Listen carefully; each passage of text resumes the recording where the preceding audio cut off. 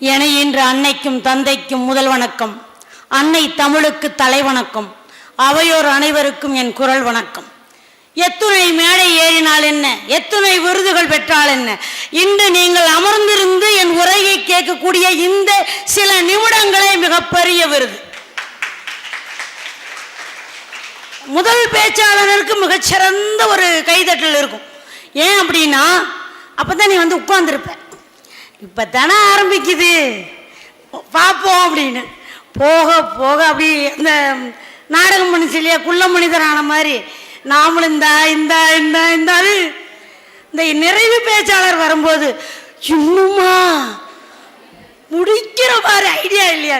இப்போ இந்த பிள்ளைங்க மனசுக்குள்ளேலாம் ஒரு நாள் லீவு கிடைக்குந்தாயா வந்தேன், அங்கே போயிருந்தா கூட 4 மணியோட அறுத்து முடிச்சிருக்கேன். நீ என்னமோ 5:30 மணிக்கு முடியும்னா இந்த அம்மா 5 மணிக்கு தான் மேடை ஏறுது. அப்போ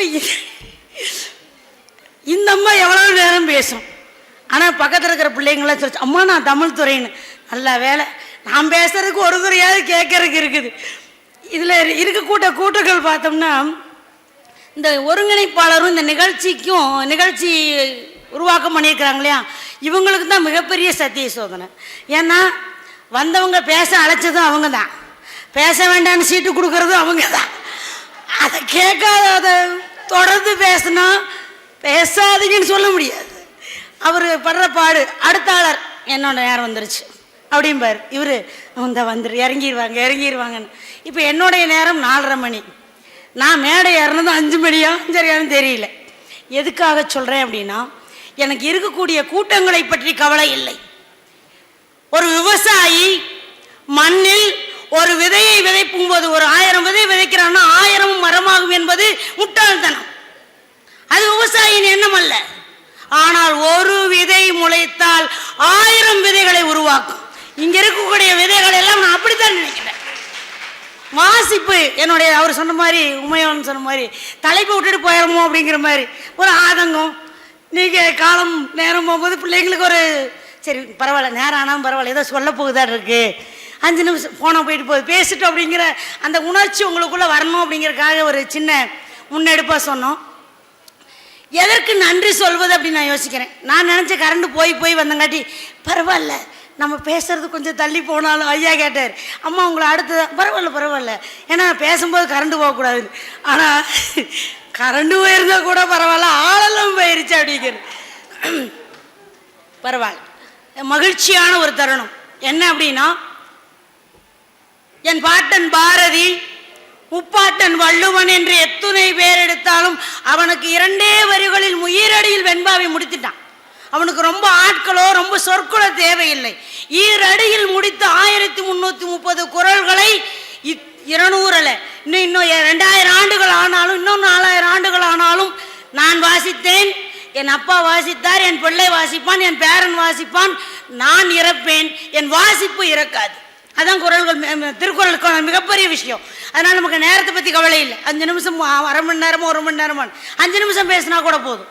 உங்கள் மனசுக்குள்ள எங்கேயோ ஒரு இடத்துல ஒரு விதையாக ஒரு சொல்லாக உங்கள் மனதுக்குள் நான் நுழைந்தேன் என்றால் மிகச்சிறந்த விஷயம். வாசிப்பை நான் எப்படியாக பார்க்கின்றேன். வாசிப்பு வளமாக்குமா? ஆக்குயா.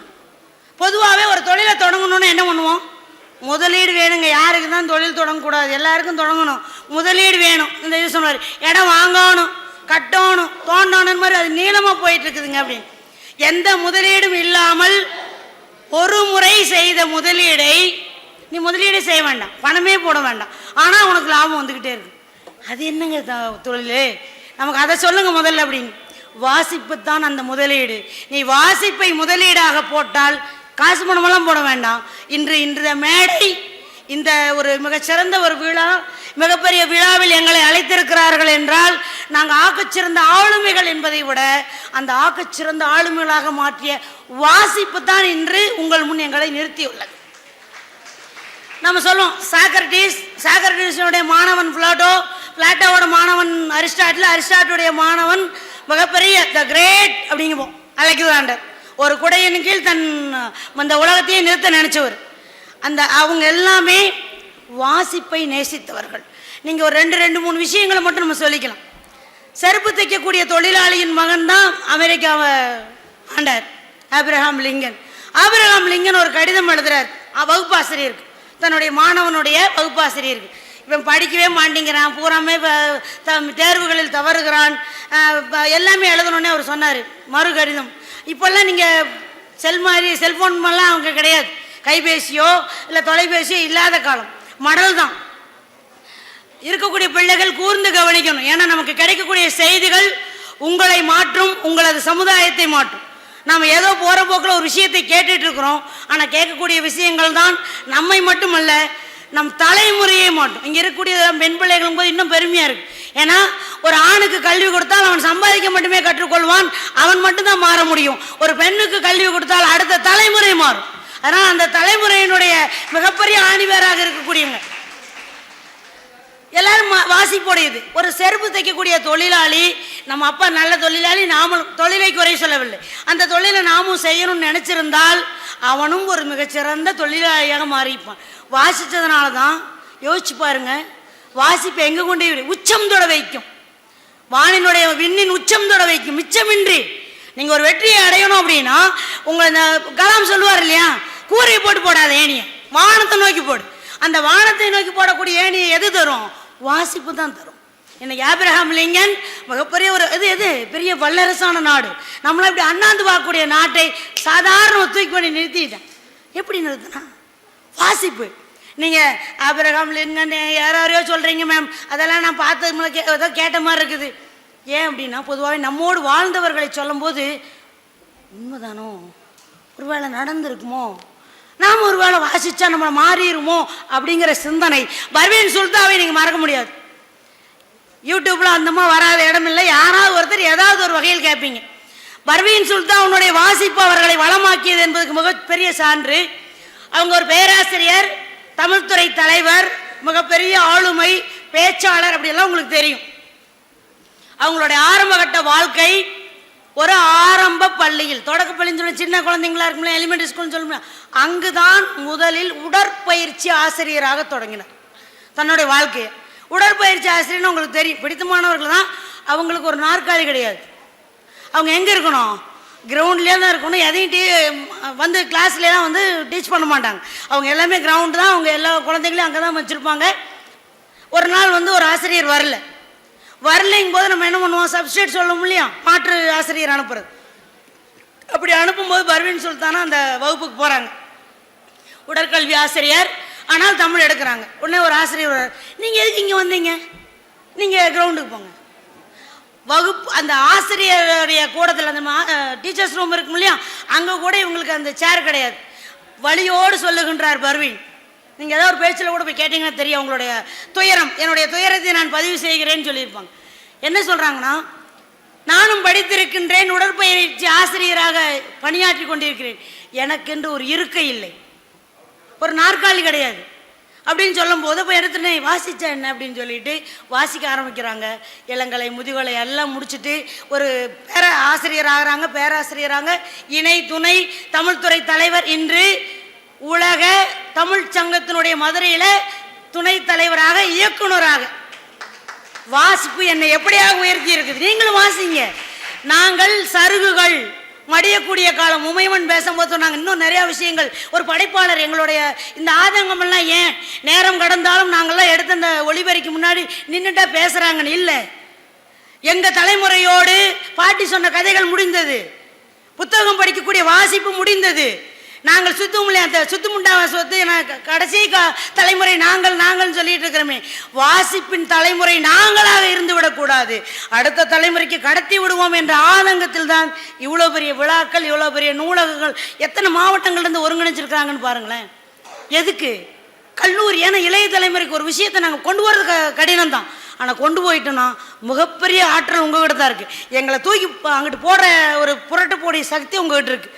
அப்போ பர்வீன் சுல்தானா ஒரு பெரிய ஒரு உடற்பயிற்சி போதும், வாசிப்பில் மட்டும், நம்ம சாப்பாட்டில் தான் போதும்னு சொல்லுவோம், வேறு எதுலேயும் போதும் மாட்டாங்க. ஆனால் செல்வம், பணம், காசு, பணம், காரு, பங்களா எல்லாமே போர் அடிச்சிடும். வாசிப்பு ஒரு நாளும் நமக்கு போர் அடிக்காது. வாசிப்பு என்பது மிகச்சிறந்த ஆளுமையாக உங்களை மாற்றி கொண்டிருக்கும். வாசிப்பு அப்படிங்கிறது நீங்கள் ஏதோ இப்போ நீங்கள் வாசிப்புங்கிறது புத்தகங்களை புரட்டுறது மட்டுமல்ல, புத்தகங்களை பற்றி பழமொழியோ அல்லது நூலகங்களை பற்றி பழமொழியோ நான் ஏன் எடுத்துக்கல அப்படின்னா, ஏன்னா அதெல்லாமே நீங்கள் படிச்சிருப்பீங்க. வாசிப்பு என்பது வாழ்க்கையில் நமக்கு நடக்கக்கூடிய நிகழ்வுகளை வாசித்தல். இன்னைக்கு ஒரு நாடகம் நடத்தினார் இல்லையா, புதுமைப்பித்தனுடைய நாடகம். அதை நீங்கள் அந்த நாடகத்தை பார்த்தோன்னே அப்படி நாடகம் நல்லா இருந்துச்சுன்னு கை தட்டிட்டு போயிடாதீங்க. அதை போய் வாசிங்க.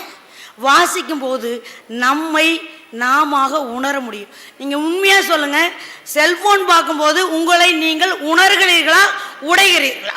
உறைஞ்சு போயிடுவீங்க. யாராவது வந்து இருமா சாப்பிடுமா, என்ன சாப்பிட்றன்னு கூட தெரியாது. இந்த ஒரு பேப்பர் சாப்பிட்டாரில் அது மாதிரி இப்படி பார்த்துக்கிட்டே இப்படியே சாப்பிடும்.